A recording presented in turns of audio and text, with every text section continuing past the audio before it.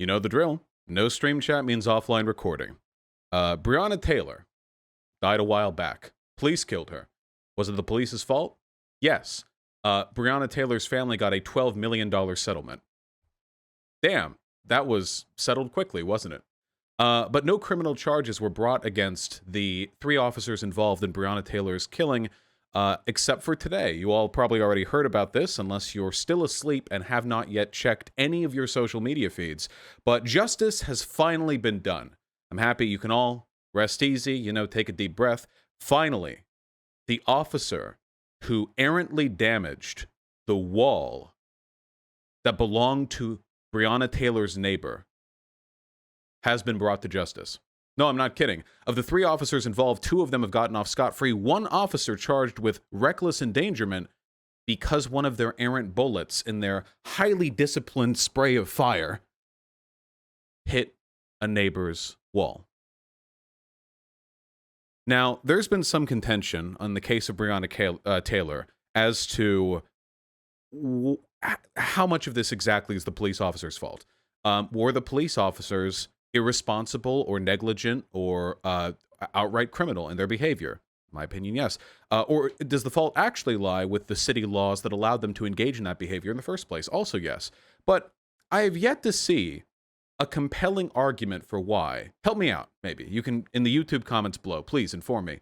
Why exactly does a errant misfire of your gun, which ends up damaging a wall, levy a criminal charge, whereas the misfiring of your firearm, which kills a person, levies no charge? Explain that to me. If you're, I need you to imagine this, okay? If you have a gun and you just fire it randomly in a given direction, and you get charged for breaking a window, but not for killing the person next to the window who was completely innocent. That's a little weird, isn't it? The reason why the movement is called Black Lives Matter is because they're implicitly condemning America for believing the opposite, that they don't matter.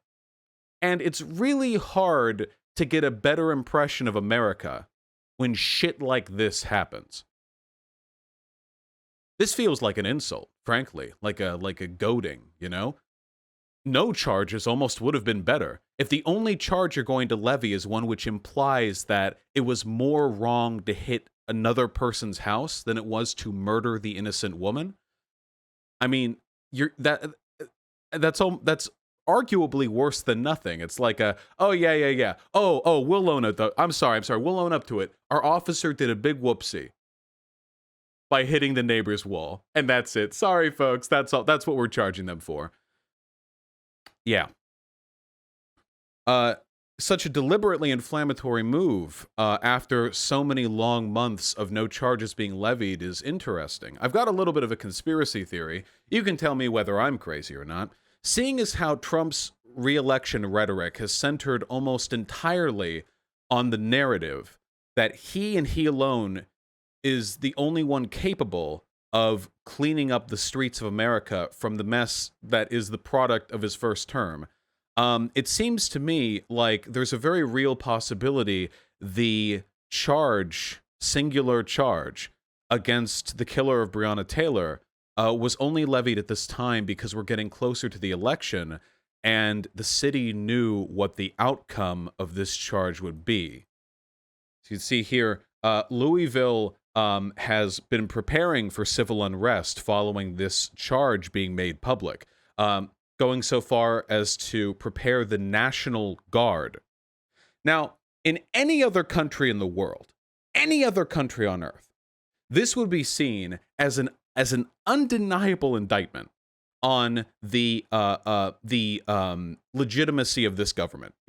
If you imagine this taking place in some other country, somewhere else in the world, like, damn, so unjust, so unfair, so criminal, so corrupt is this government that they have to prepare militarily for protests because they know their ruling is so unjust that it will agitate the population. My goodness.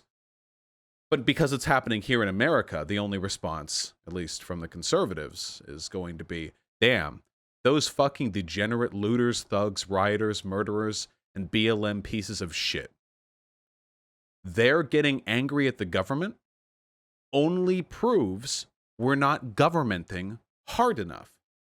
We surely we must apply more hand-me-down military vehicles, batons, and tear gas to this problem. That will fix it. And that's exactly what's going to happen. I think that the reason this took so long is because they were waiting for the inevitable civil unrest that would come as a product of it. They were waiting for that to be another immediate token that Donald Trump could use in arguments for his reelection. Whether or not that's the case, I genuinely don't know, but everything about this feels suspiciously well prepared. And Louisville now is currently suffering under a bevel of protests, and by suffering under, what I actually mean is the protesters are exercising their legal First Amendment right to demonstrate discontent with the government, a tradition so well held and long-standing that it is literally responsible for the formation of our country. And the real harm is being brought about by the immediate militant response of the city and from right-wing militia forces that immediately cruised into town looking for some trouble. You know how it is. There have been protests in Louisville for months now, but only now following this charge being made public, will a spectacle be made of the civil unrest there. And you can expect, I mean, you can predict all the headlines that are going to come from this. It's not difficult to, the crazy BLM protesters obsessed with racial injustice where there is none, pitch a baby fit, just because it is now apparently legal for our government to barge down our door and murder a completely innocent person and get off scot-free with it. What babies? And that the far-right militiamen who are entering the town to terrorize legal protesters are no doubt going to be, praised by right-wing media as just good old folks who just want to keep their town safe, even though they came in from other towns and are wielding weapons in broad daylight in a deliberate effort to agitate people, even though, no doubt, as we speak, as I record this, people are probably filming those far-right agitators, harassing or even openly threatening people who haven't violated the law. We all know how this narrative is going to play out. To be perfectly honest, I don't really care whether or not this all got delayed up till this point as some deliberate effort to improve Trump's chances of re-election. I don't care. Just a suspicion that I might have. But the outcome will be the same regardless.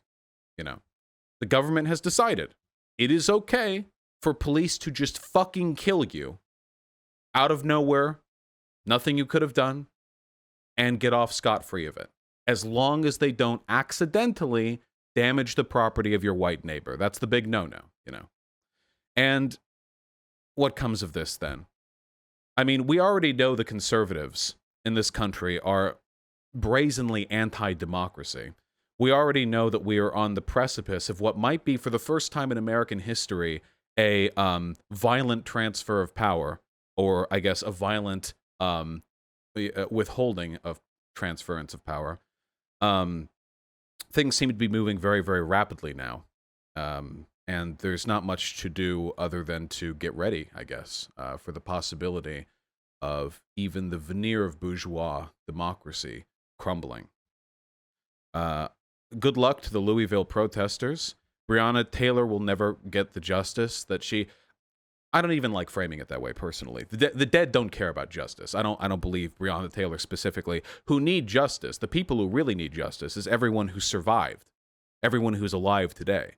Because, make no mistake, when the state tells you that nothing criminal took place in Breonna's murder, they're not doing that to threaten or impugn Breonna. They're doing that to threaten you.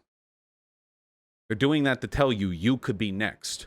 If you're black, if you're poor, if you're engaging in civil unrest, if you're exercising your First Amendment right to protest, whatever the case may be, you could be next. And if you die that way, your family and friends can look forward to the bevel of hundreds of thousands of comments supportive of your murderers online, to 24/7 far-right news broadcasts defending the actions that led to your death and impugning you for having been the type of person to end up in the way of a bullet fired by a police officer or a far-right militia person. And that'll be that. And we are very rapidly running out of time.